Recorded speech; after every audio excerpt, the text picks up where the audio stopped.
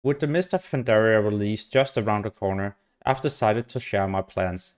I have a total of 3 characters at level 85, a druid, monk, and paladin.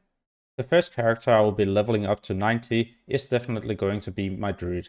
But before I start leveling up my druid, then I gotta make sure I'm also logging into my paladin and monk.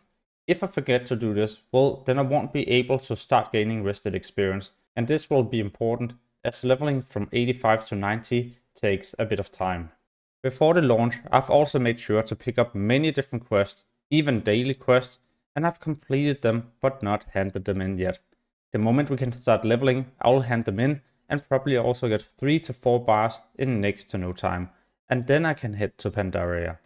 But before I head there, I'll also be doing something else to learn my 2 professions, especially my gather profession skinning, so I can start skinning the moment I kill different beasts in the new zone.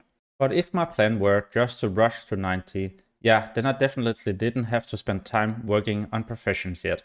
But because I just want to enjoy the expansion and take my time, then I will be working on them as I'm leveling up.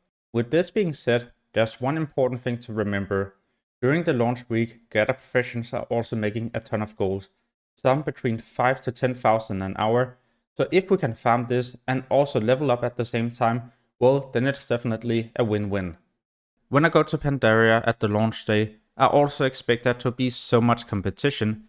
So what I might actually end up doing if there's too many people is to go to Pandaria, complete the first couple of quests, and then move to another location where you're usually not going to until you have probably quested for 1 or 2 hours. This could get me to a spot where there's not going to be much competition, and when you run to these locations, always pay attention to nearby rare creatures, as rares will be so important. Mainly because of the high amount of experience they're granting you, equal to pretty much also completing 2 quests. Because I can't remember all the different rare locations, then I'm also going to use an add-on called Rare Scanner. This will warn me if I'm close to a nearby rare, and on my map I can for example also see all the spawn locations, and therefore I might also end up farming rares if there's too much competition for the first couple of hours, as this is a decent way to level up. To make this way of leveling even more efficiently, then I will also be hunting for treasures at the same time. On my channel, I've made a complete guide with all these spawn locations, where I show you this in-game so you can easily collect these in next to no time, and of course get a lot of experience. What else will I do?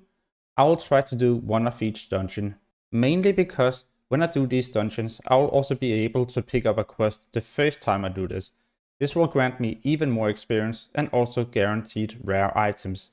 And the moment I've completed the dungeon, I'll then be getting back to questing, as this is the quickest way to level up.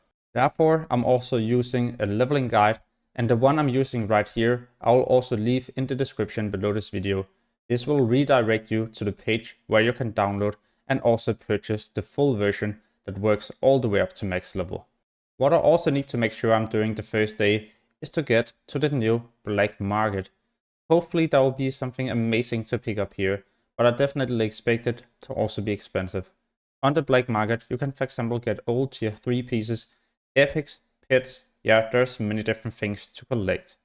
Very soon I'll be publishing so many different useful Mist of Pandaria guides, for example gold making, what you should do the moment you reach level 90, gearing guides, and many other useful things. So make sure to subscribe and hit the notification bell to get notified when I post these.